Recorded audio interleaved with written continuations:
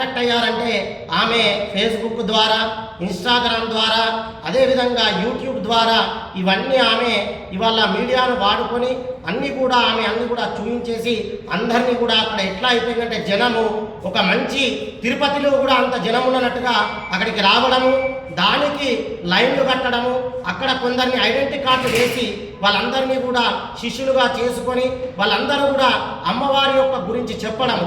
అంటే ఎట్లా చెప్తున్నారు అని అంటే మణిద్వీప వర్ణన అంటే ఏంది? మణిద్వీపం అనేటటువంటిది ఒక ఆడవాళ్ళు మాత్రమే అందులో ఉంటారు. ఒక్క మగ పురుగు కూడా అక్కడానికి రావడానికి వీల్లేదు. రక్షక భటులు కానీ సేవకులు కానీ ఎవరైనా కూడా అందరు అమ్మవారినే ఉంటారు. అదొక మంచి ద్వీపం. ఆ ద్వీపం పేరు వినాలంటేనే నోటి నుంచి రావాలంటే భయమవుతుంది. అటువంటి దాన్ని ఆమె అమ్మవారుగా సృష్టించేసి అక్కడికి అందరినీ రావడం మళ్ళీ అట్లా ఇట్లా చేస్తుందంటే అమ్మవారు దేనికోసం ఉద్భవిస్తారు? ఏదైనా దుష్ట సంహారం చేయాలంటే, శిష్ట రక్షణ చేయాలంటే, ఏదైనా అవసరం ఉన్నప్పుడు అమ్మవార్లు ప్రత్యేకించి వస్తారు. అది ఎవరు వేరుకుంటారు? సాక్షాత్ దేవుళ్ళు కూడా అమ్మవారి దగ్గరకు పోయి వాళ్ళ బాధ మొరపెట్టుకుంటారు.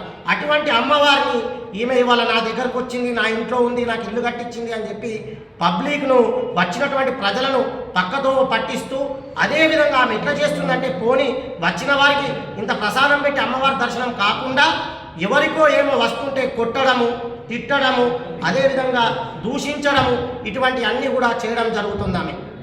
అదేవిధంగా క్లిప్సింగ్ కూడా ఉన్నాయి.